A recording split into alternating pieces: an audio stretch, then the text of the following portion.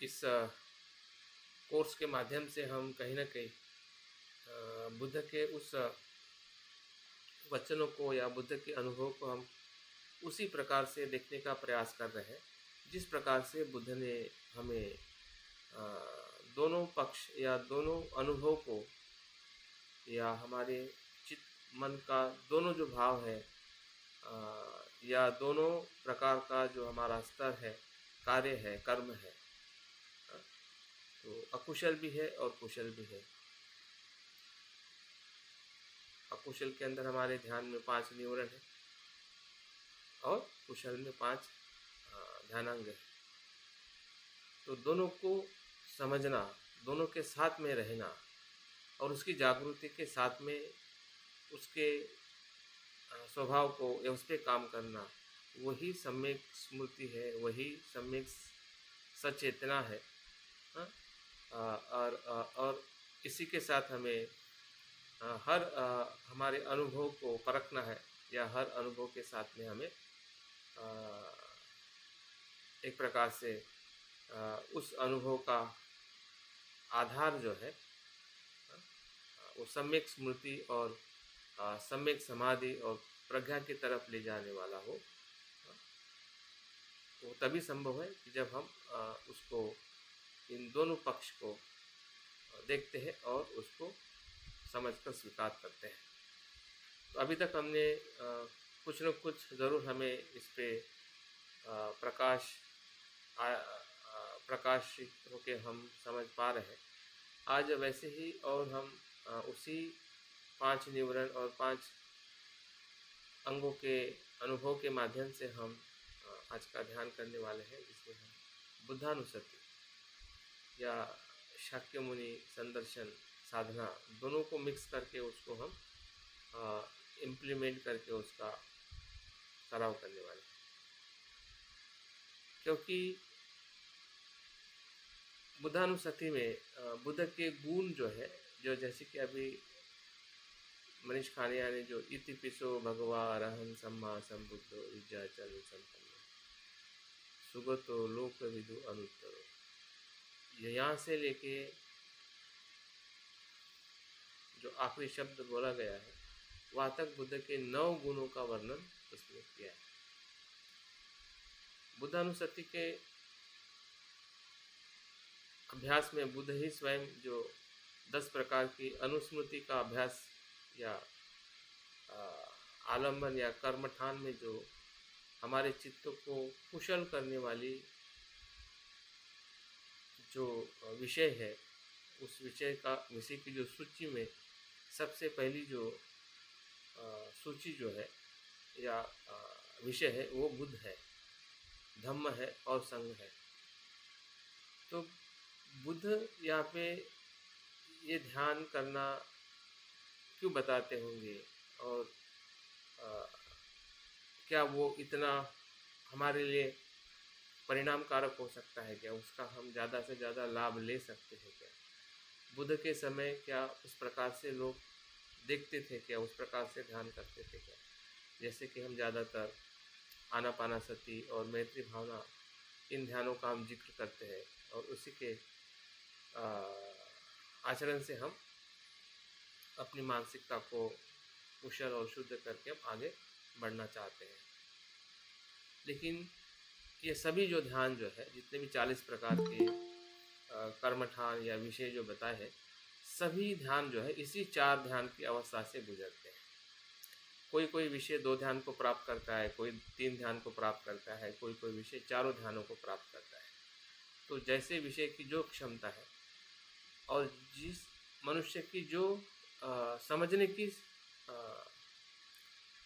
क्षमता है, विषय, मनुष्य और उसको गाइडेंस करने वाला शिक्षक ये जानता है कि सामने वाला जो मनुष्य है कि जो धर्म को या जीवन को समझना चाहता है, उसकी क्षमता को समझ के बुद्ध ने अलग अलग या बुद्ध के मनुष्य के जो चरित्र है, मनुष्य के जो स्वभाव है, उस स्वभाव का ज्ञान रखकर बुद्ध ने ये विषय का अभ्यास करने के लिए अपने उपासकों को या भिक्षु भिक्षुणी को बताया।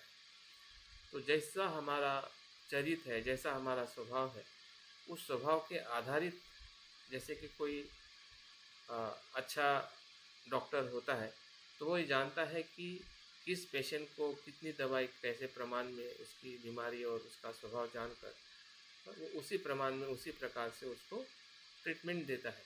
तो ये एक प्रकार से ये बुद्ध की सबसे बड़ी क्वालिटी है। जब उनको हम विद्याचरण संपन्न कहते हैं, तो विद्या और आचरण से वो संतुलित है। हाँ, वो आचरण भी करते हैं और उनके साथ में ज्ञान भी है, ज्ञान के साथ उनका आचरण है। मतलब ये जानते हैं कि मनुष्य का मन या मनुष्य का स्वभाव अपने अनुभव के माध्यम से वो जानते हैं कि, और हर मनुष्य के अलग अलग स्वभाव को भी वो पहचानते हैं। वो सुगत है, अनुत है, सम्यक संबुद्ध है, अनंत है। हाँ, मनुष्य और देवों के वो क्या है, गुरु है, शिक्षक है। वो भगवान है। भगवान का मतलब सभी वासनाओं से मुक्त या नष्ट किया हुआ मनुष्य या चित्त मन, इस अवस्था में वो प्रवेश कर चुके हैं। तो इनकी जो गुणवत्ता जो है, वो गुणवत्ता एक प्रकार से हमारे लिए मन को शुद्ध करने के लिए बुद्ध ने, जिसका चरित्र श्रद्धावान है या जो ज़्यादा अपने बुद्धि का विकास करने में इतनी उसकी क्षमता नहीं है, इसका मतलब क्षमता नहीं है तो क्या वो बुद्ध नहीं बन सकता है? ऐसा नहीं है, वो भी बुद्ध बन सकता है। अगर बौद्धिक क्षमता अगर हम में कम है या किसी में भी कम है, तब भी बुद्ध का मार्ग हमारे लिए खुला है। अगर हम अपने श्रद्धाचरित आचरण को, श्रद्धाचरित स्वभाव को अगर हम पहचानते हैं और उस श्रद्धाचरित चरित्र को समझ के अगर हम बुद्धानुसति या शाक्यमुनि साधना करते हैं, तो निश्चित ही हमारी जो श्रद्धा जो है, जब प्रज्ञावान बुद्ध के साथ जुड़ जाएगी तो हमें वही अनुभव होगा, जो अनुभव हमें आनापान सति या मैत्री भावना करने से शुद्ध चित्त और शांत चित्त का अनुभव होकर हमें सत्य का साक्षात्कार होता है। तो इस प्रकार से बुद्धानुसति को हम 3 स्तर पे उसको कनेक्ट होंगे वितर्क और विचार के माध्यम से।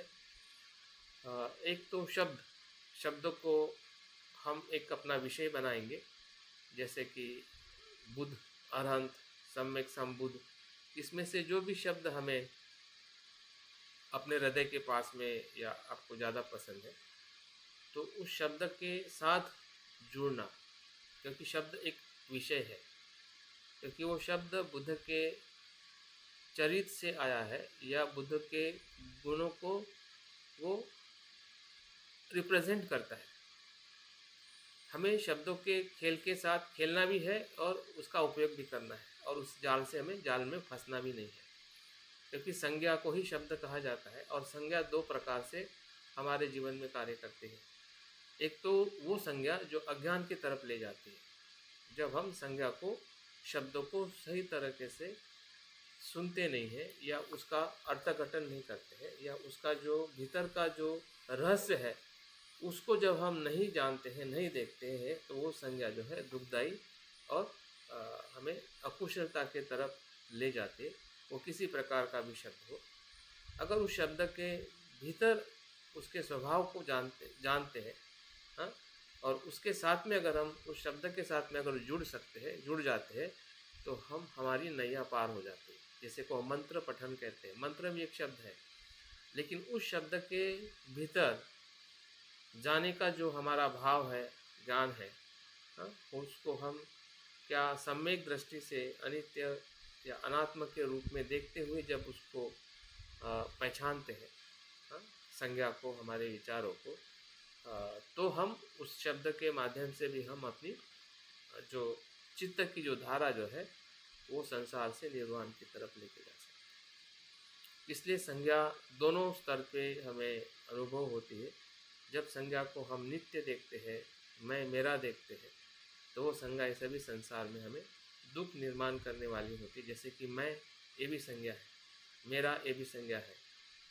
सुख दुख जितने भी शब्द हम इस्तेमाल करते हैं वो सभी संज्ञा है, लेकिन उस नाम को, उस शब्दों को जब आप नित्य देखते हैं तो वो संसार के दुख की तरफ ले जाते हैं। उसी शब्दों को, उसी नाम को जब हम अनित्य अनात्म के रूप में अनुभव करते हैं जागृति से, तो वही संज्ञा हमें निर्वाण की तरफ ले जाने की क्षमता रखती है। इसलिए संज्ञा का ज्ञान जो है सत्य भी होता है और असत्य भी होता है, भ्रमित करने वाला भी होता है और स्पष्टता लाने वाला भी होता है। तो इस प्रकार से हमारी जो संज्ञा के साथ, शब्द के साथ अगर हम जुड़ रहे, तो किस शब्द के साथ हम जुड़ रहे और उसके भीतर क्या है, उसका स्वभाव क्या है। जैसे हमने सांस को एक विषय बना के हमने उसको हर पहलू को उसको ढूंढते ढूंढते हम भीतर जाके उसके एक एकाग्र रूप को हमने महसूस किया, तो वैसे ही हमें उस शब्द को ढूंढते ढूंढते अंदर भीतर जाते जाते हमें उस बुद्ध के गुण के साथ एकाकार होना है। तो इस प्रकार से शब्द का हम उपयोग करेंगे।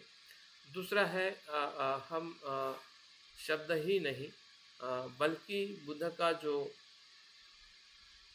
इमेज है, चित्र है या कल्पना है, क्योंकि कल्पना भी एक प्रकार से हमारे मन का ही स्वभाव है। जिस प्रकार से विचार उत्पन्न होता है वैसे ही हमारे मन में कल्पनाएं, इमेजेस या हम कुछ विज़न देखते हैं। जैसे कि बुद्ध के शब्दों को सुनते हमें बुद्ध दिखने लगते हैं, फिर वो बुद्ध का जो स्वरूप जो है हम किस इमेजिनेशन में देखते हैं, प्रकाश में देखते हैं या शुभ्रता में देखते हैं। तो उस इमेज के साथ में भी हमें अपने वितर्क और विचार का एक रूप या उसके साथ में अगर हम आगे जाते हैं तो निश्चित ही है कि हम इमेज का जो संदर्शन जो है वो हमें बुद्धानुसति के और गहराई की तरफ हमें लेके जा सकता है, या हमारा ध्यान और बेहतरीन हो सकता है। और तीसरे स्तर में हम ये देखेंगे कि जो विचार के माध्यम से या शब्दों के माध्यम से हमने बुद्ध को देखा, उनके संदर्शन या उनका जो रूप जो हमें प्रकाशित होते हुए प्रज्ञा और करुणा का जो स्वरूप है वो हमने कल्पना के माध्यम से देखा। तीसरे स्तर में हमें अपने उस अनुभव को हमारे हृदय के साथ और संसार के सभी जीव मात्रा के शुद्धिकरण या उनके दुख मुक्ति के साथ हमें उसको अनुभव करना है। मतलब एक प्रकार से संसार की जीव मात्रा भी सुखी हो रहे और हमारे भीतर जो कुछ भी अज्ञान है, अस्पष्टता है, राग द्वेष मोह है या बुराई है या हमारा जीवन में देखने की जो भी मिथ्या दृष्टि है, मिथ्या धारणा है, तो उस सभी में उथल पुथल हो रहा है। नीचे से हमारा पूरा जो स्वरूप जो है जिसको हम पकड़े हुए थे, तो हमें लग रहा है कि ये पकड़ने जैसा कुछ नहीं है। जब हम बुद्ध के प्रज्ञा और करुणा के प्रकाश में हम अपने भीतर के मन को देख पाते हैं, वही एक प्रकार से शुद्धिकरण है। शुद्धिकरण का सीधा और सरल अर्थ है कि हमारी जो अकुशलता है उसको अनित्य रूप में देखते हुए ये विश्वास रखना है, ये प्रयास करना है कि ये बदल रहा है या मैं इसको बदल सकता हूँ और इसको शुद्धता में रूपांतरित कर सकता हूँ। ये जो इसके पीछे जो शुद्धिकरण शब्द का अर्थ हमें ऐसा नहीं लगाना है कि बस वो प्रकाश आएगा और अपने आप शुद्ध हो जाएगा और हम बुद्ध हो जाएंगे। तो हमारी जो कमजोरी है, हमारा जो दुख का कारण है, वो हमारी ही धारणा के वजह से है। जिस धारणा को हमने बचपन से लेके उसको नित्य देखा, मैं मेरा देखा, गलत तरीके से देखा, और यही जीवन में नहीं बल्कि अनेक जन्म से हम इसी प्रकार से देख रहे, तो वो समझ में आ रहा है कि वो वैसा नहीं है। और नहीं है इसका मतलब वहाँ से पूरी संभावना है कि हम द्वेष से भी मुक्त होंगे, लोभ से भी मुक्त हो रहे, और होने के लिए जो भी हमारे प्रयास जो है, उस प्रयास की कल्पना करने की मैं इस प्रकार से प्रयास भूतकाल में भले मैंने नहीं किया या कम कम रहा, लेकिन वर्तमान में तो कर ही रहा हूँ, तो भविष्य में भी ऐसा ही करता रहूँगा। मतलब भविष्य को हमें वर्तमान में देखना है। वही कल्पना शक्ति का एक शुद्धिकरण का सबसे बड़ा असर है कि आने वाले समय में मैं निरंतर इस शुद्धता में या अपने कर्मों को शुद्ध करने के प्रयास में निरंतर बना रहूँगा जब तक मुझे ज्ञान और बुद्धत्व प्राप्त नहीं होता है। तो इस प्रकार से हम शुद्धिकरण को महसूस करेंगे। और चौथी और अंतिम और बहुत महत्वपूर्ण बात है, क्योंकि ये जो विचार और कल्पना जो है, ये किसी कारण से किसी आधार पर उत्पन्न हुई प्रक्रिया है, इसलिए उस प्रक्रिया का जो अंत जो है वो प्रतीत्य समुत्पाद के संपूर्ण प्रज्ञा का आधार है। हाँ? तो विचार और कल्पना से जो भी हमें सुख मिला है या जो भी हम अपने आप को बदलते हुए या बेहतरीन बुद्धत्व के अवस्था में हम चले जाते हैं, बुद्ध बन जाते हैं या बुद्ध के पूरे साथ एक रूप हो जाते हैं, लेकिन जो विचार और कल्पना जो है उसको हमें परित्याग करना है, क्योंकि वो नित्य नहीं है। हाँ? वो सत्य नहीं है। उसको अगर हम पकड़ के रखेंगे, उस शब्द को, उस कल्पना के जो इमेजेस है, वो जो भी है, तो हमारी जो साधना जो है वो रुक जाएगी और आगे की तरफ हम मतलब विमुक्ति की तरफ नहीं जा पाएंगे। तो जो हमें लेना है वो ले लेना है, और जो छोड़ना है, क्योंकि जो अनित्य है, जो उसके स्वभाव में जो उसका धर्म है, उसको छोड़ देना है, ताकि हम अपने आप को मुक्त होकर हम एक ऊंची अवस्था में अपने स्व को या अपनी जो चेतना है एक खुले अवस्था में देख सके। अन्यथा कभी कभी क्या होता है कि उसी शब्द के साथ या उसी इमेज के साथ रहना हमें पसंद आता है, उसमें हम आसक्त हो जाते हैं या उसी को सत्य मान बैठते हैं कि हाँ यही तो है, ऐसा ही रहना चाहिए। लेकिन वो वैसा नहीं रहेगा, क्योंकि वो प्रतीत्य से उत्पन्न है किसी कारण से, जो हमने उसके मन के भीतर जो कुछ हमने निर्माण किया है, निर्माण करने के लिए हमने जो जागृति का सराव किया, उससे वो उत्पन्न हुआ है। और जो उत्पन्न हुआ है वो लय धर्मी है। जो भी उत्पन्न होता है वो वहाँ से अपने पूर्व दूसरी अवस्था में या वहाँ से वो परिवर्तन या अनात्म होने से वो वैसा ही वो नहीं रहता है। और हम अपने आप को एक बेहतरीन उस अवस्था में देख पाते हैं, जैसे बुद्ध मुक्त है वैसे हम भी मुक्त हैं। जैसे बुद्ध संपूर्ण है, तो हमारी भी संपूर्णता का हमें अपने भीतर हमें अनुभव लेना है। तो इस प्रकार से यही ध्यान जो है, जब तिब्बत में पद्म संभव लेके गए, तो एक प्रकार से बुद्ध स्वभाव के डायरेक्ट संपर्क में आने के लिए ध्यान का अभ्यास किया जाए कि आप अपने आप में ही बुद्ध है, आपका स्वभाव ही बुद्ध है, और उस बुद्ध स्वभाव को पहचानना या उसके संपर्क में आना, क्योंकि वो कभी भी अशुद्ध नहीं होता है। जो हमारा बुद्ध स्वभाव है, भले हम कितने भी बुरे हैं, दुखी है, परेशान है, तो हमें लगता है कि हमारा बुद्ध स्वभाव अशुद्ध हो जाता है। ऐसा नहीं, वो कभी भी अशुद्ध होता ही नहीं है। वो हमेशा शुद्ध रहता है, हमेशा वो तेजस्वी रहता है। सिर्फ जो कुछ भी हमारा ऊपर की जो चेतना जो है या ऊपर के जो हमारे न्यूरन है, आवरण है, उसी में हमारे जो बुराई जो है या हमारा जो अकुशल संस्कार है, उस बादल में ही हमारी वो अवस्था रहती है। लेकिन भीतर का जो हमारा बुद्ध चित्त है या बुद्ध स्वभाव जो है, वो हमेशा शुद्ध रहता है।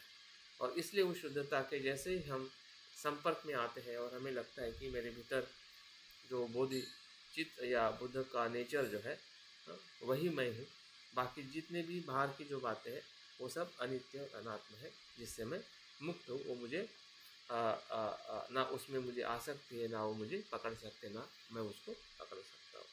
तो इस प्रकार से बुद्ध स्वभाव जो है उसका साक्षात्कार करना या वही हमारे जीवन का लक्ष्य समझ के बुद्ध के मार्ग का अनुसरण करना, वो तिबेटियन परंपरा में इस प्रकार से उसको देखा जाता है। जबकि ये बुद्ध की इसी शिक्षा से आगे जो महायान में जितने भी हमें बुद्ध बोधिसत्व दिखाई देते हैं या वज्रयान में जो परंपराएं हमें अलग अलग साधना के माध्यम से दिखाई देते हैं, वो इसी का ही आधार है और इसी के मन के इसी ही अवस्था के साथ में ही आगे जाता है। अगर आप तिबेटियन कितने भी टेक्स्ट पढ़ो, कितनी भी साधनाओं का अगर आप अलग अलग अभ्यास करो, तो वहाँ पे ये जो समता जो है, समत ध्यान जो है, ये बहुत ही आवश्यक है।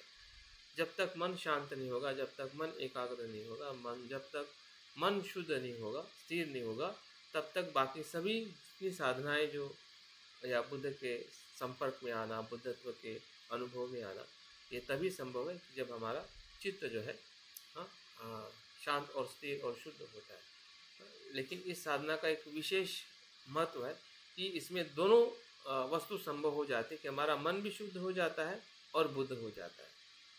इसलिए ये एक प्रकार से जैसे कि एक ही प्रयास से दो अनुभव हमें इसमें लेने होते हैं या हमें होने लगते हैं, जिसको हम समत और विपස්සना का अभ्यास या अनुभव कहते हैं। वो एक ही ध्यान के भीतर मिलता है और इसलिए ये ध्यान, इस प्रकार का ध्यान लोगों को बहुत ही सहज और एक परिणाम कारक या एक बुद्ध के डायरेक्ट संपर्क में आने का, बुद्धत्व के हमारे स्वभाव को महसूस करने का एक बहुत ही सुंदर ये ध्यान का प्रयोग है। अगर इस प्रयोग में अगर हम सही तरीके से प्रयास करते हैं, मन को अच्छी तरह से समझ के या सत्य को थोड़ा उसके प्रतीत्य समुत्पाद में देख के, तो निश्चित ही है ये ध्यान हमें कुछ पल के लिए भी क्यों ना हो बुद्धत्व के उस स्वभाव का आनंद और सुख दे के हमें जा सकता है, ताकि हम बार बार इस ध्यान के माध्यम से अपने उस शुद्ध चेतना के संपर्क में रहे और आने का प्रयास करें। ठीक है, अभी हम ध्यान की तरफ आगे बढ़ते हैं। जिस प्रकार से मैंने 4 स्तर पे ध्यान का जो समझाया है कि पहले स्तर पे हम शब्दों के स्तर पे हम बुद्ध को उनके गुणों को हम महसूस करेंगे। दूसरे स्तर में उनकी जो कल्पना है, इमेज है, उनका जो तेजस्वी जो रूप है, उस तेज के रूप में उसको हम संपर्क करेंगे या उसके संपर्क में आएंगे। वितर्क और विचार वहाँ पे भी हम इस्तेमाल करेंगे ताकि प्रीति, सुख, एकाग्रता का वहाँ पे हमें अनुभव हो सके। तीसरे स्तर में हम शुद्धिकरण की प्रक्रिया में आएंगे, जिसमें हमें ज़्यादा से ज़्यादा सुख और एकाग्रता का वहाँ पे हमें अनुभव हो और कहीं न कहीं हमारी शुद्धता में हमें अपने आप को परिवर्तन करने का या एक सत्य को देखने का हमें साक्षात्कार उसी शुद्धिकरण प्रक्रिया में होता है। और चौथे में हमें जो भी हमने आधार लिया है, उस सभी आधार को हमें संस्कारिकता का अनुभव समझ के या उसको अनात्म अनित्य देखते हुए उसको हमें परित्याग करके हमें अपने मूल बुद्धत्व की अवस्था में आखिरी स्तर में हमें अपने आप को महसूस करना है। ठीक है, अभी हम ध्यान के लिए आगे बढ़ते हैं। देखिए अपनी बैठक ठीक और उचित हुई है। ये हमारे इस कोर्स का आखिरी ध्यान सराव है, जिससे हमें बुद्धत्व के या बुद्ध के संपर्क में आना है, एक रूप होना है। हमारी शुरुआत हमारे शरीर के स्थिरता और हमारी बैठक हमारा शरीर का आधार लेके हमें धीरे धीरे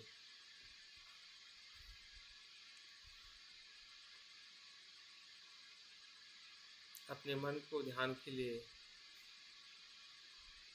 उत्साहित करना है, हमारे धम्म छंद को अनुभव करना है।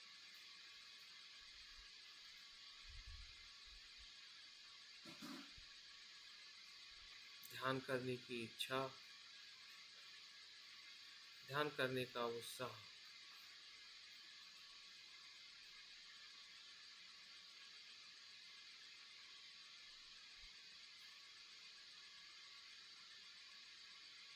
देखिए कि हम अभी इस समय जो ध्यान करने जा रहे हैं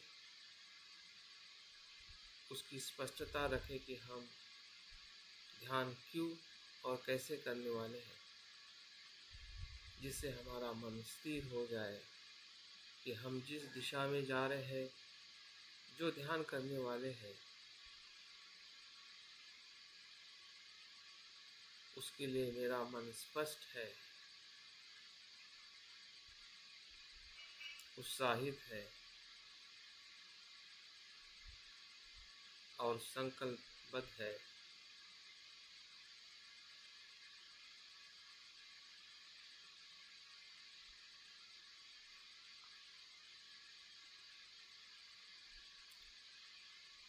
बुद्धानुस्मृति अपने भीतर के बुद्धत्व को, बुद्ध स्वभाव को अनुभव और साक्षात्कार करने के लिए, जिस साक्षात्कार से मैं सभी दुखों से मुक्त होकर परम सुख का आनंद लेना है,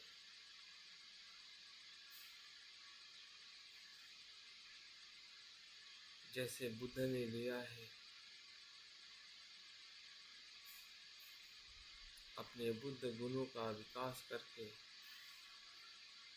वैसे ही बुद्ध के गुणों का चिंतन, संदर्शन और साक्षात्कार करके हम हमारे भीतर के बुद्ध स्वभाव को जानना है, बुद्ध स्वभाव का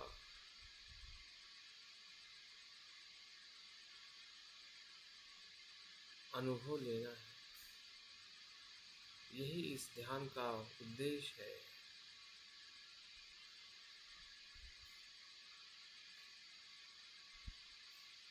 जितना उत्साह, जितने उद्देश्य के प्रति स्पष्टता बढ़ते जा रही है, वैसे वैसे पांचों न्यूरन आते हैं और चले जाते हैं। उसका आना अपने प्रतीत्य समुत्पाद से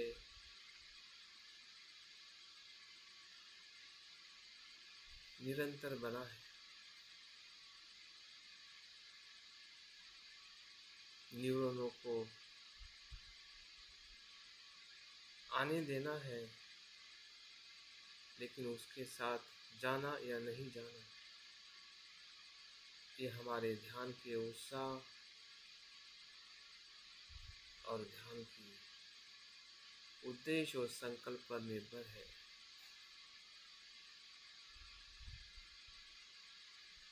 अपनी पूर्व तैयारी अच्छे तरह से करिए।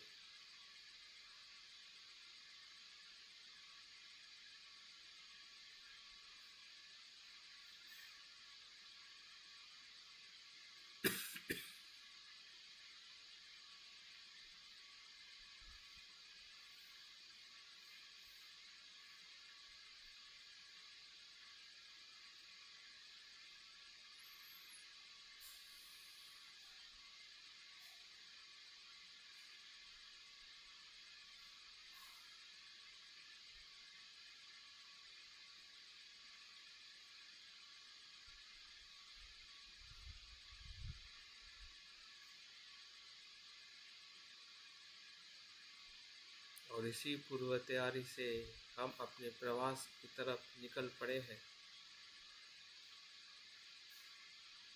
हमें पता है कि हमारा प्रवास हर एक चरण में हमें कैसे करना है।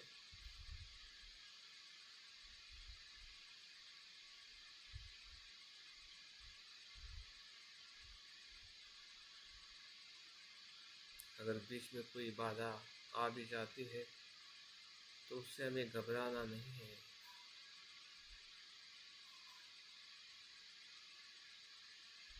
उसको आने देना है और जाने देना है। वो सभी बाधाएं इसलिए आ रही है कि उसे वापस नष्ट होना है।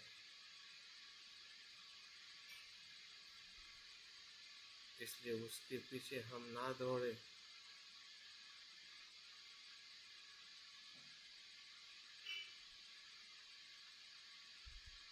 हमारा प्रवास बुद्ध की तरफ है।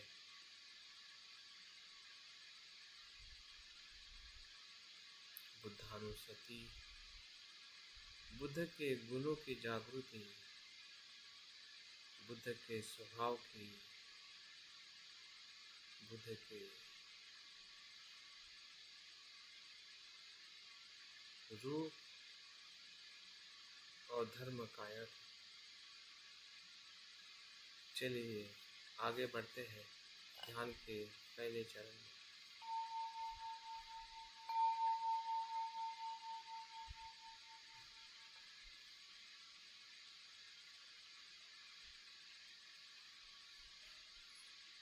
अपने वितर्क और विचार को बुद्ध के शब्द के गुणों के साथ मन को जोड़िए। बुद्ध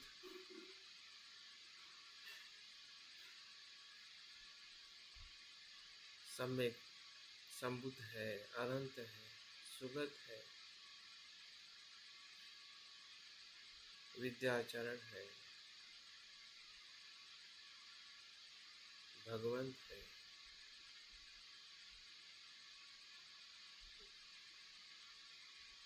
सारथी है,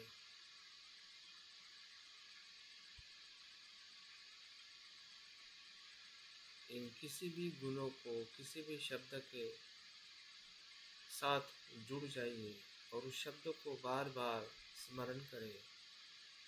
बुद्ध बुद्ध बुद्ध बुद्ध, सम्यक बुद्ध, अरहंत अरहंत अरहंत अरहंत अरहंत। जो भी शब्द आपको उचित लगे उस शब्द से अपने मन को जोड़ लीजिए। वही वितर्क है। उसके अर्थों को, उसके स्वभाव को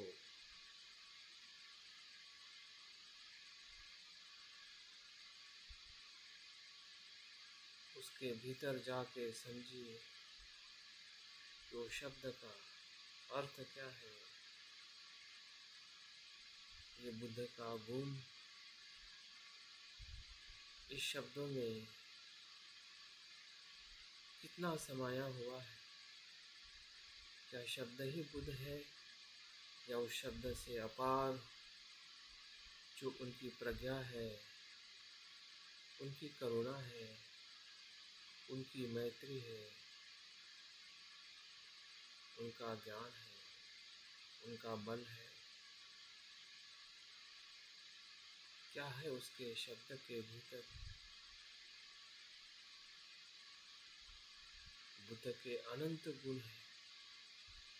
आकाश में जितने तारे हैं उस तारों की गिनती हो सकती है, लेकिन बुद्ध के गुणों की गिनती करना असंभव है। फिर भी कुछ हमारे हृदय को स्पर्श हो रहे हैं ऐसे शब्द, जिस शब्द को हमने अनेकों बार सुना है, बार बार सुना है। इतिपिसो भगवा अरहं सम्मा संबुद्धो विचाचरण संपन्न सुगतो लोकविदु अनुत्तरो पुरुष धम्म सारथि सत्ता देव मनुष्य बुद्धो भगवान।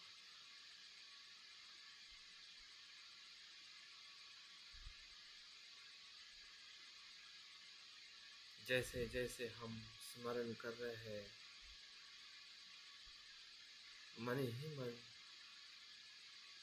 शब्दों का उच्चारण कर रहे हैं, वैसे वैसे शब्दों के तरंगों में एक स्पंदन हो रहा है, जिसमें बुद्ध की अनंत मैत्री है, प्रज्ञा है, करुणा है। जो पूरे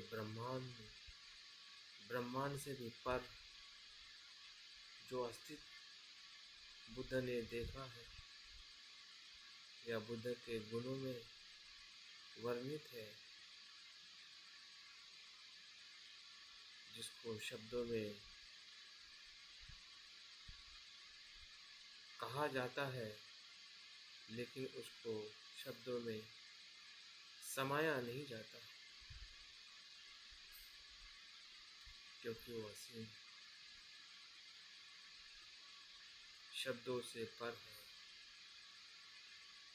बुद्ध शब्द ही शब्दों से पर है। हर एक बुद्ध का गुण, जिस गुण से हम जुड़ते जा रहे हैं, जैसे जैसे जुड़ रहे हैं वैसे वैसे हमारे मन में आने वाले न्यूरन भी शांत हो रहे हैं। हमारा भटकने वाला मन, अकुशल मन, वो अपने आप शांत हो रहा है, क्योंकि हमारा मन अभी बुद्ध के गुण में लग गया है। जैसे कि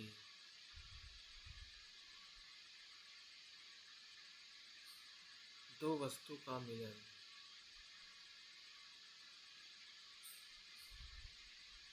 या दो व्यक्तियों का मिलन, ये मिलन है। ये बुद्ध से जुड़ने वाला प्रेम है। इस प्रेम में ना आसक्ति है, ना भय, ना चिंता। जुड़ जाइए। जुड़ने का बार बार प्रयास ही हमारा विचार है।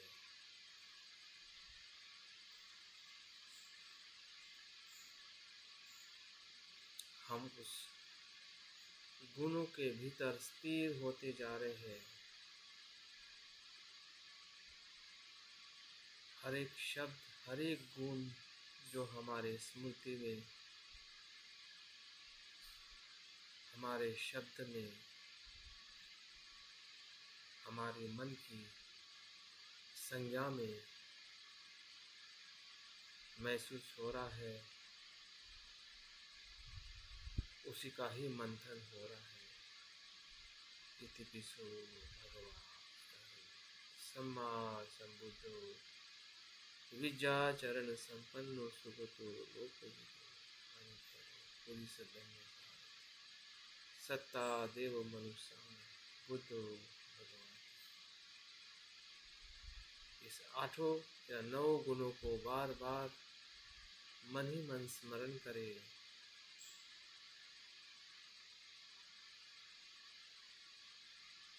उस स्मृति में एक रूप हो जाइए। वही चिंतन, वही मनन, वही एकरूपता,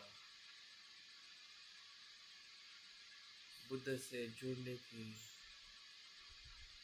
श्रद्धा, प्रेम, भक्ति इसी में समाई हुई है।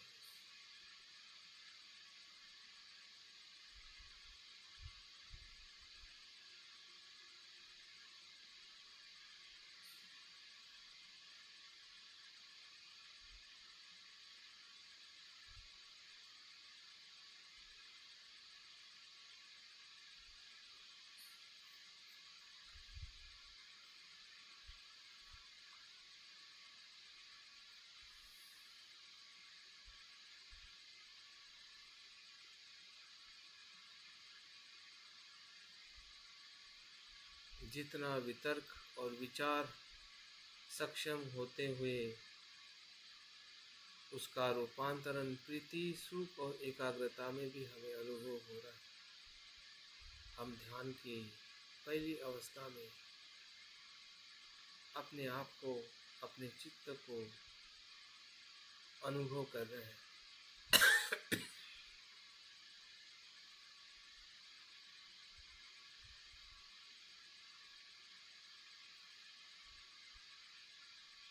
हमारा शरीर, हमारी वाणी, हमारा मन,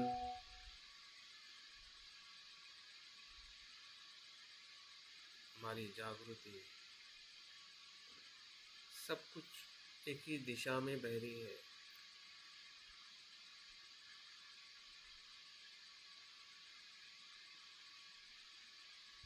बुद्ध के गुणों का स्मरण, चिंतन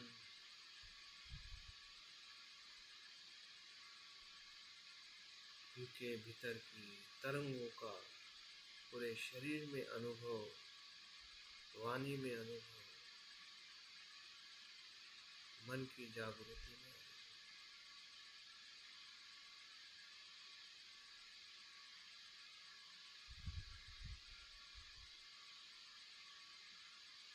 रोम रोम में, क्षण क्षण में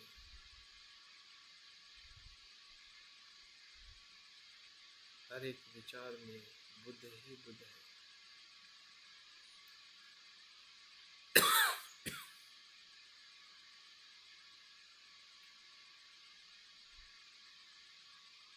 बुद्ध के गुणों की धारा ही धारा है।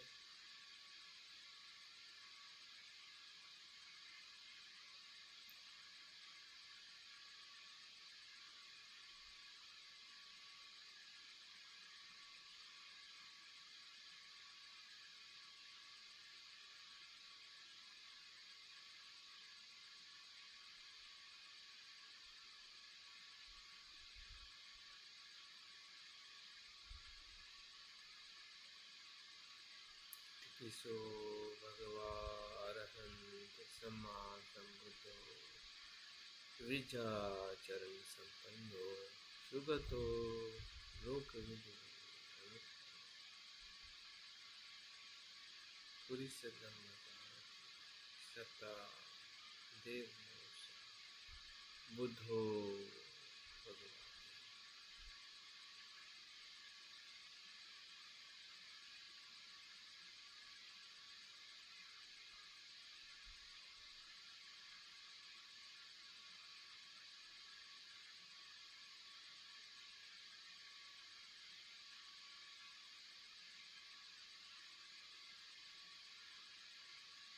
बुद्ध के गुणों के भीतर जाने का ये शब्द, ये संज्ञाएं एक आधार है, जिस आधार से हम बुद्ध के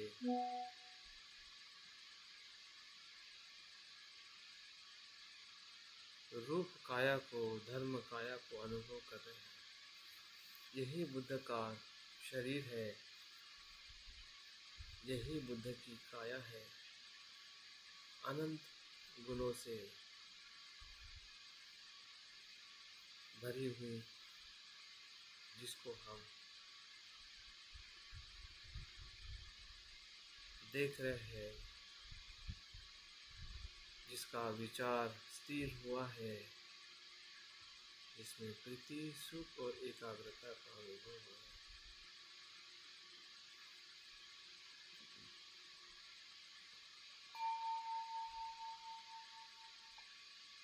ध्यान के दूसरे चरण में हमें प्रवेश कर चुके हैं, क्योंकि जहाँ पहली स्टेप समाप्त होती है, हमारा चित्त दूसरे चरण में प्रवेश करता है।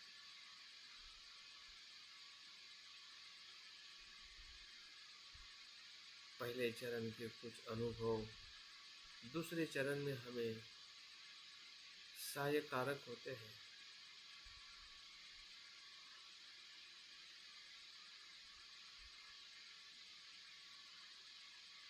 देखिए, इस चरण में हमें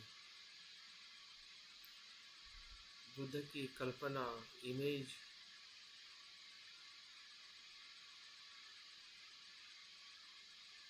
या प्रतीक, रंग, गंध, सभी हमारे छह इंद्रियों है।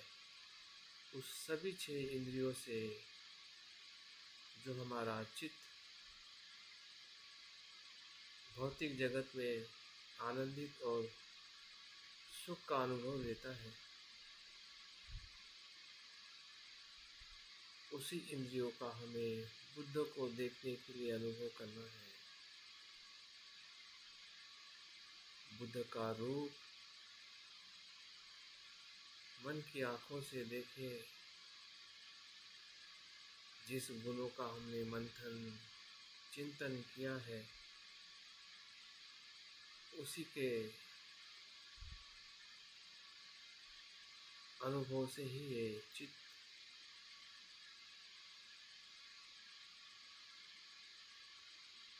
बुद्ध की प्रकाशित काया को देख पा रहा है।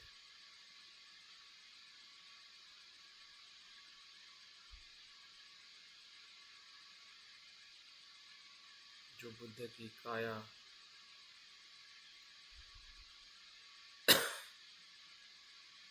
तेज सूर्य के तेज के समान है और उनका वो तेज दसों दिशा में फैल रहा है। जो उनका तेज है वो उनकी सम्यक संबोधि है, जो स्वयं प्रकाशित है।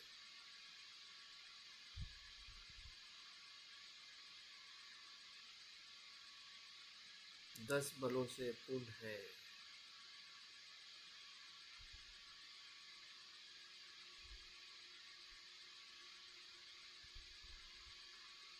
ऊर्जावान है, परिशुद्ध है,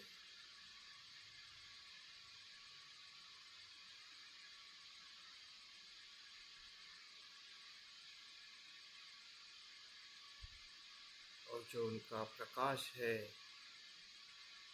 वो उनकी महाकरुणा है।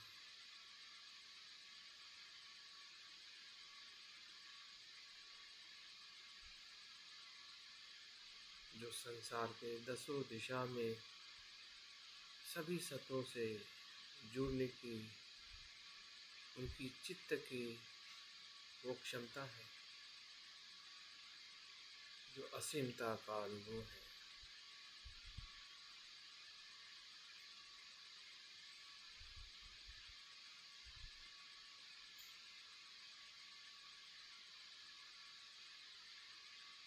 दोनों अनुभव, दोनों तत्व ही बुद्ध है।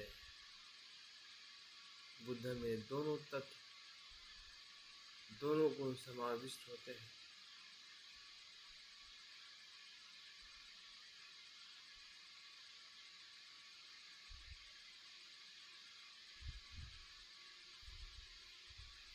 व्यक्तिगत और वैश्विक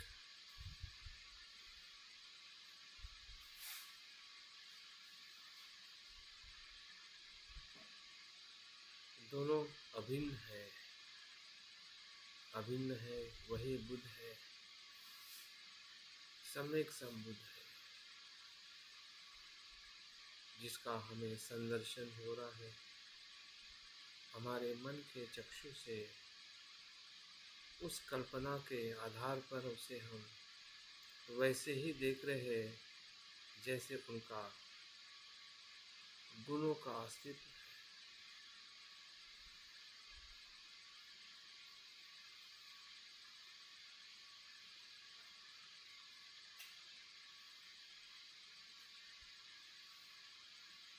वो संसार के दलदल से ऊपर उठे हैं और कमल पुष्प पर विराजमान है। ये कमल पुष्प संसार और अज्ञान के मूल से उत्पन्न होता है,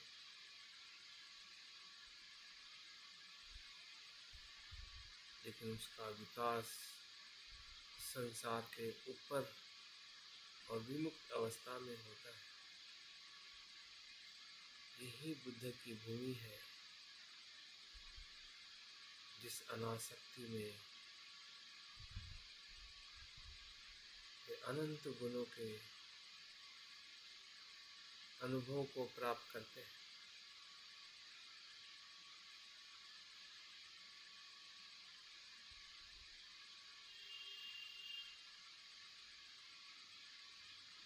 अभी हमारा वितर्क और विचार शांत हो गया है, क्योंकि अभी हम कल्पना कर रहे हैं संदर्शन कर रहे हैं, जिसमें विचार और वितर्क की कोई ज़रूरत नहीं है।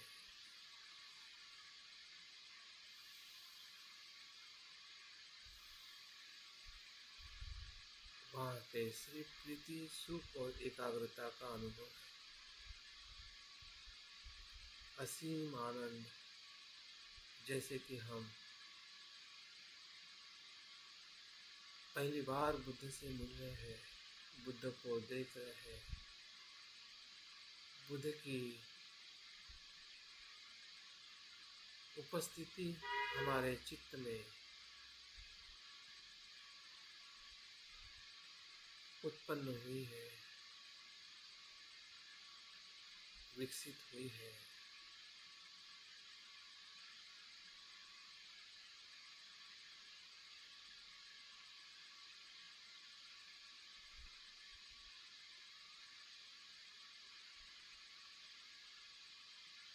और उस आनंद में हम सुख और एकाग्रता के साथ महसूस कर रहे हैं।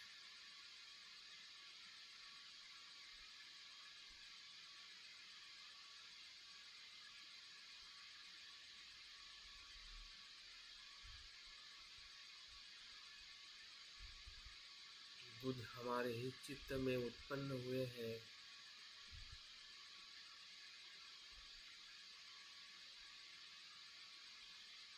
और हम ही बुद्ध के समीप बैठे हैं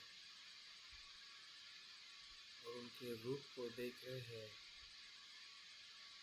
जो उनका रूप तेज पुंज से भरा है और दसों दिशा में प्रकाशित हो रहा है।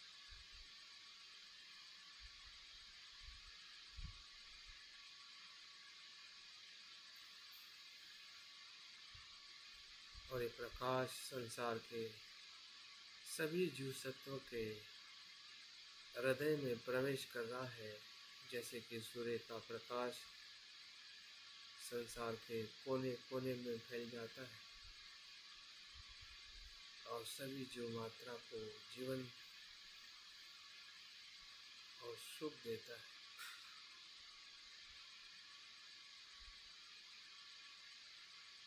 वैसे ही बुद्ध का उससे भी महत्वपूर्ण प्रकाश है। सूर्य तो सिर्फ जीवन देता है, बुद्ध का प्रकाश जीवन को शुद्ध और विमुक्त करता है। वो सूर्य के प्रकाश में शक्ति और ताकत नहीं है कि किसी भी जीव मात्रा को शुद्ध और मुक्त कर सके।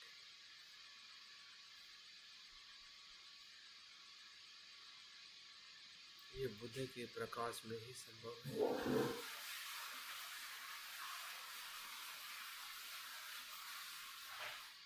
क्योंकि बुद्ध का चित्त असीम प्रज्ञा और करुणा से भरा है, जो हर मनुष्य जो सत्व को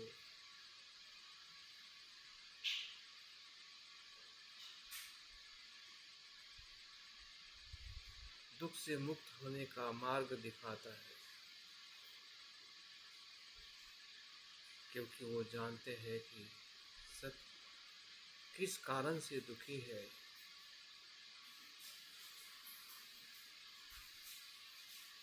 और किस मार्ग से वो सुखी हो सकते हैं।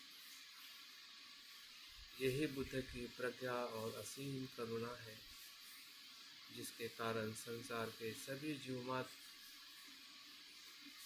अपनी चेतना और क्षमता के आधारित हो प्रयास कर रहे हैं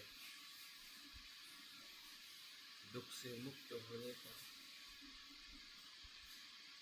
और जीवन में सुखी होने। ये कोई कल्पना मात्र नहीं है, बल्कि यही सच है और हम सच की ही कल्पना कर रहे हैं। बुद्ध कल्पना नहीं है, बुद्ध सच है।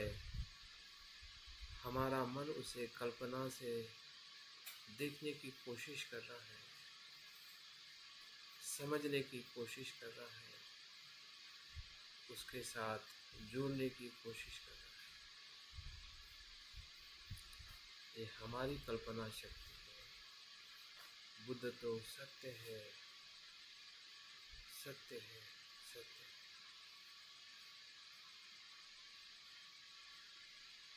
प्रकाशित है, तेजस्वी है, संसार से मुक्त, ऐसे कमल पुष्प पर बैठे।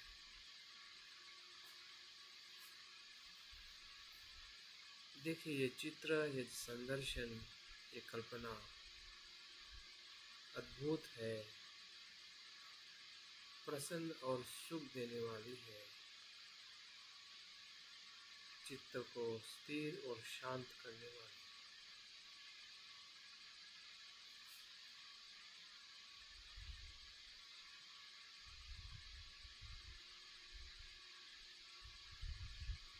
बुद्ध सबके है, सब में बुद्ध है और बुद्ध में सभी है।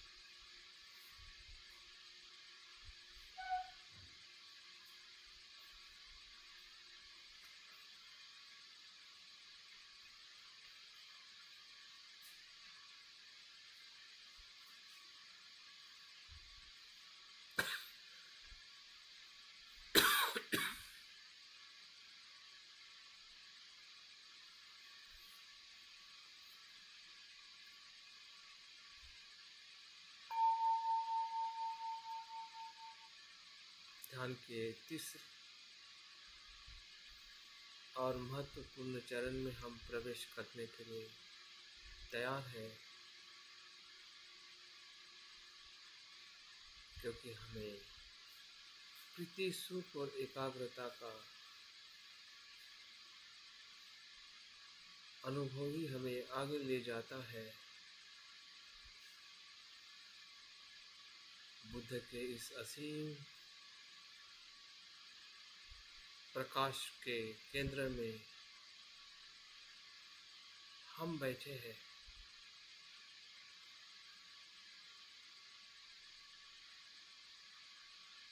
और देखिए, जैसे हम बुद्ध से जुड़ते हैं, बुद्ध को देखते हैं, वैसे ही बुद्ध हमसे जुड़ जाते हैं। जैसे कि हम किसी रूप को देखते हैं तो रूप भी हमें देखने लगता है और उस रूप से हम एक रूप हो जाते हैं। वैसा ही कुछ हमारा मन इस समय अनुभव कर रहा है। जैसा हम बुद्ध को देखें, वैसे ही बुद्ध भी हमें देखते हैं और हमारी तरफ उनका असीम प्रज्ञा और करुणा का प्रकाश उनके हृदय केंद्र से हमारे हृदय केंद्र की तरफ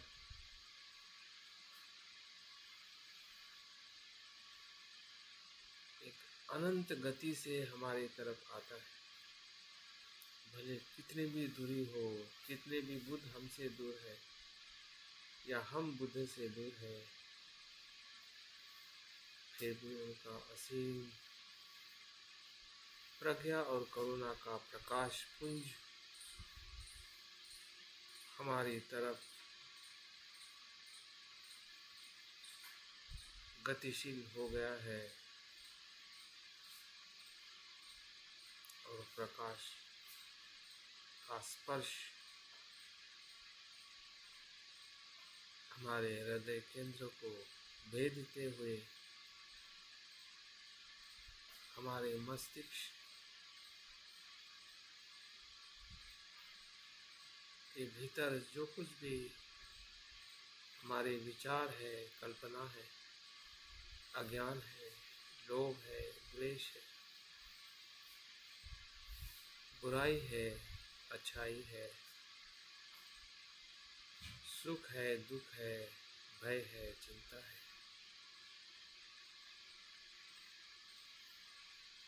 जो भी अकुशल है वो सभी काले धब्बे के भांति हमें दिखाई दे रहा है।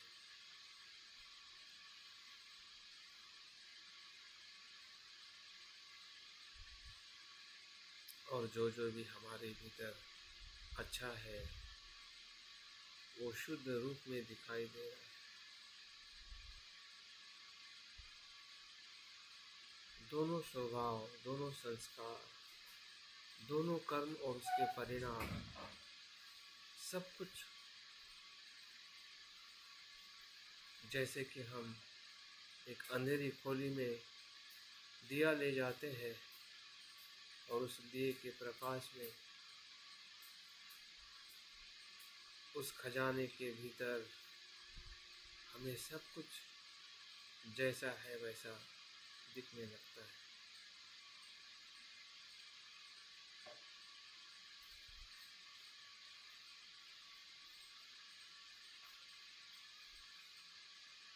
और हमारा मन स्थिर और शांत होकर उसे समझने लगता है, उसको साक्षी भाव से देखता है।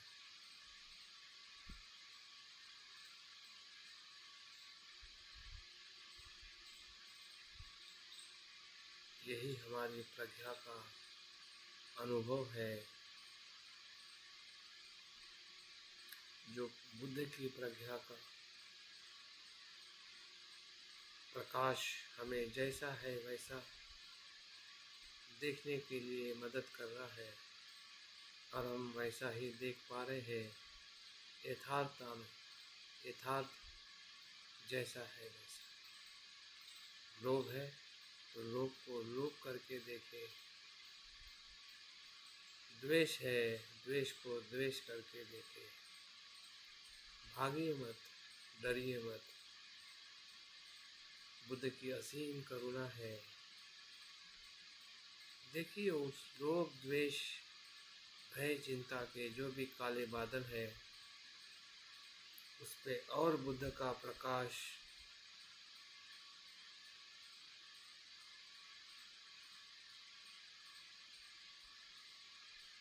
प्रकाशित हो रहा है और धीरे धीरे धीरे धीरे वो बादल बिखरते जा रहे हैं, टूटते जा रहे हैं, क्योंकि बुद्ध की प्रकाश में अनित्यता का तेज है, अनात्म का अनुभव है। जिस अकुशलता को हमारे अज्ञान में, हमारे मय की आसक्ति ने जो उसको नित्य देखा है, नित्य माना है, उसके कारण हमारा लोभ बढ़ते बढ़ते हमारी बीमारी हो गया है। अन्यथा वो वैसा होता ही नहीं अगर हम उसको अनित्य देखते। बुद्ध की असीम कृपा है।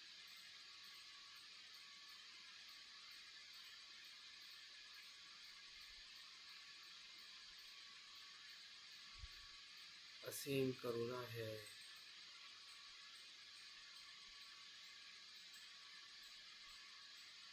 वो सभी अकुशलता हमारे भीतर से नष्ट हो रही है, क्योंकि हमारी प्रज्ञा से भी उसे हम वैसे ही देख रहे हैं।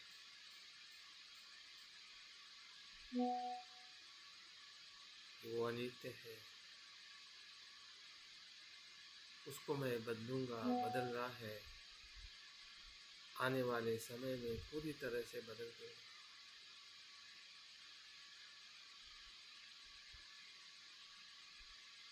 जिसे मैं मेरा देख रहा था, उस अवधारणा से, उस मिथ्या दृष्टि से हम मुक्त हो गए हैं।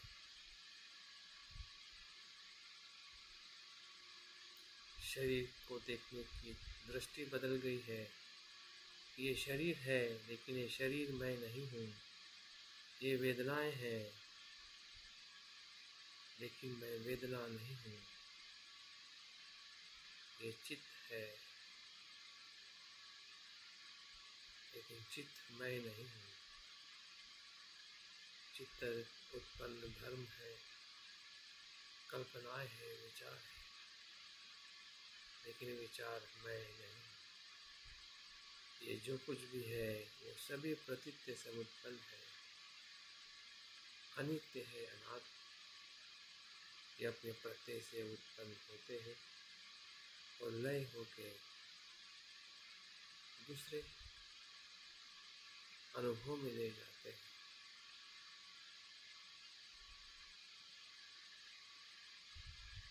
ऐसी ही निरंतर चलने वाली प्रक्रिया ही हमारा जीवन है।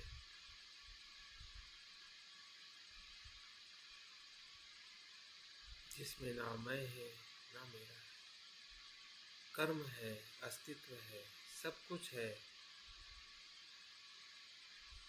जो संसार में है।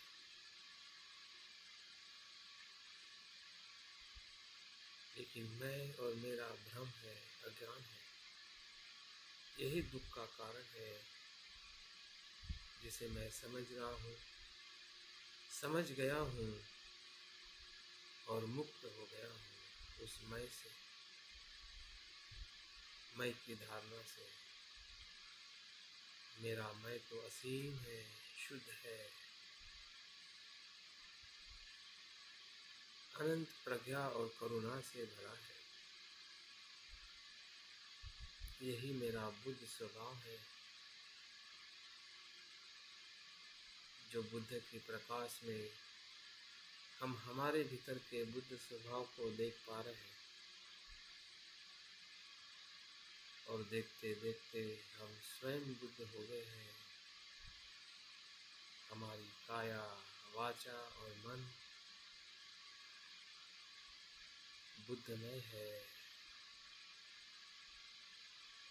जिसमें अनित्यता का अनुभव है, अनात्मता का अनुभव है, संसार की अनासक्ति का अनुभव है, सभी द्वंद्व से मुक्त, सभी क्लेशों से मुक्त चित्त की अवस्था ही निर्वाण और बुद्धत्व है।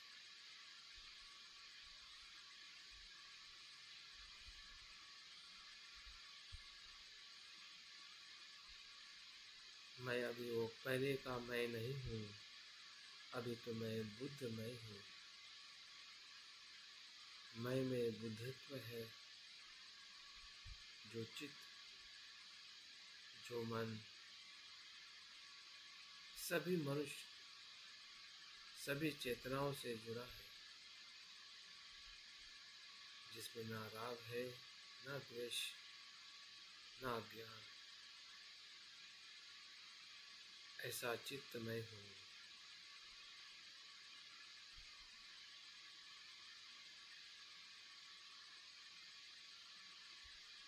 असीमता का अनुभव मैं हूँ।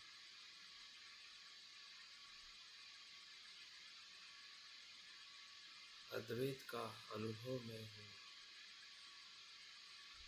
शून्यता, शून्यता का अनुभव मैं हूँ।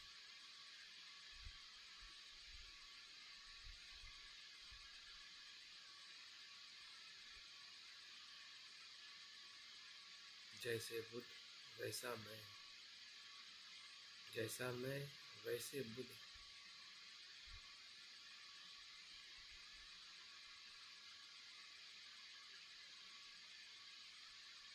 भले कुछ पल के लिए भी क्यों ना हो, हमारे बुद्ध स्वभाव का हमें साक्षात्कार हो चुका है। हमारी शुद्धि, हमारी एकाग्रता और प्रज्ञा पर निर्भर है।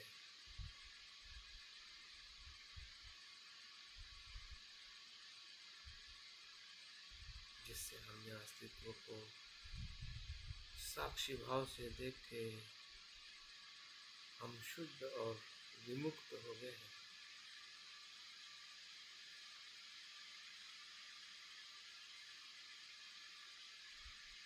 खुले आकाश प्रकाश की तरह हमारा चित्त है।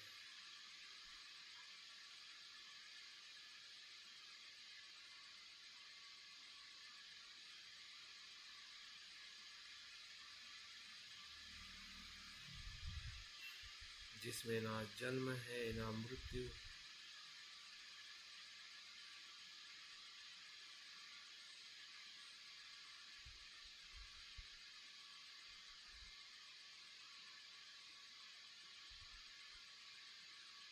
जिसमें ना मैं है ना मेरा, असीम अनंत जो बुद्ध का प्रकाश है, उस प्रकाश में हम पूरी तरह से शुद्ध और विमुक्त हो गए हैं। जो प्रेम जो श्रद्धा बुद्ध में थी, वो अभी हमारे स्वयं में आ गई है। हमें विश्वास, श्रद्धा और प्रज्ञा का अनुभव जो बुद्ध में देखा था, वही अभी हम स्वयं में देख रहे हैं।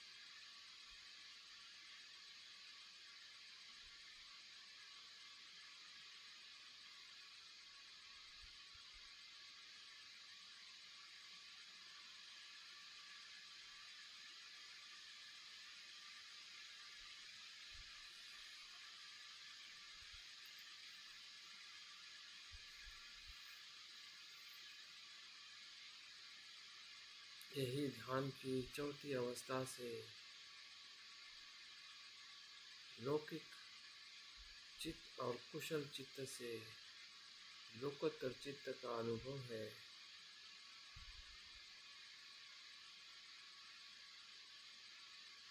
जहाँ पे एकाग्रता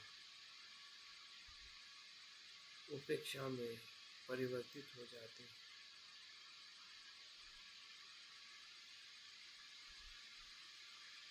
और जैसा है वैसा साक्षात्कार होने लगता है।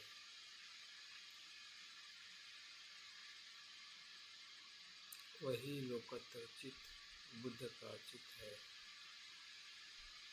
जो उनकी प्रकाश,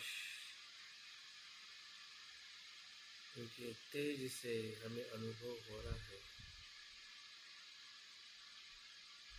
और हम स्वयं प्रकाशित हो रहे हैं। ध्यान के अंतिम और चौथे चरण में देखिए, वो प्रकाश बुद्ध के हृदय केंद्र में वापस चला जा रहा है, विलीन हो रहा है। अभी हम स्वयं प्रकाशित हो गए हैं, हम स्वयं बुद्ध हो गए हैं। बुद्ध स्वभाव का हमें साक्षात्कार हुआ है। हमारा चित्त अनासक्त और असीम करुणा प्रज्ञा से भरा है।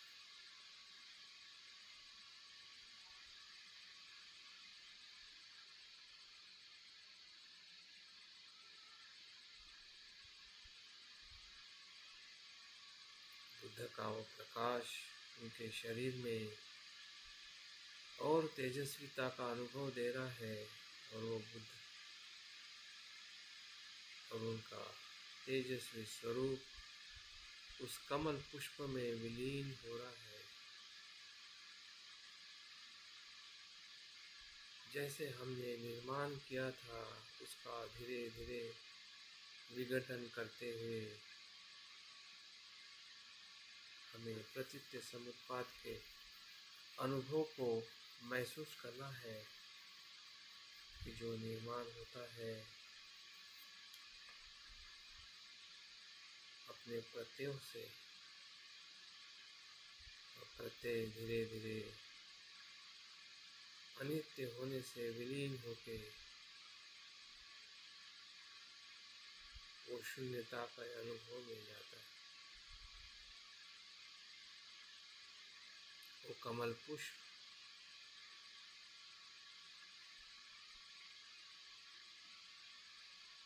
नीले आकाश में अनंत प्रकाश में विलीन हो रहा है।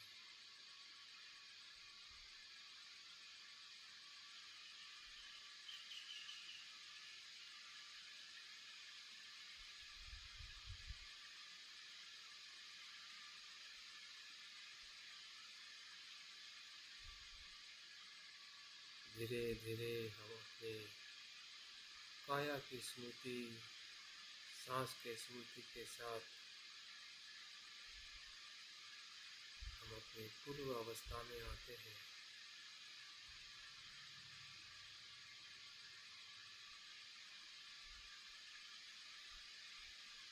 और अवलोकन करते हैं कि जिस प्रकार से बुद्ध और बुद्ध स्वभाव का जो हमने अनुभव किया है वो हमारे हृदय में समा चुका है, हमारे मस्तिष्क में संग्रहित हुआ है, जिसके कारण हम अपने काया और वाचा मन के कर्म को मैत्रीपूर्ण प्रज्ञापूर्ण करने का संकल्प करें, जिसमें सभी का कल्याण और मंगल और सुख की भावना।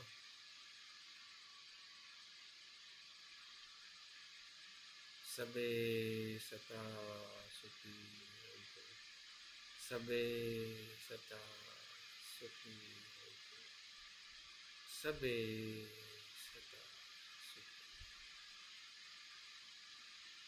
धीरे धीरे अपनी आंखें खोलते हुए ध्यान को पूर्ण करें, या जो अपना ध्यान बनाए रखना चाहते हैं वो बनाएं।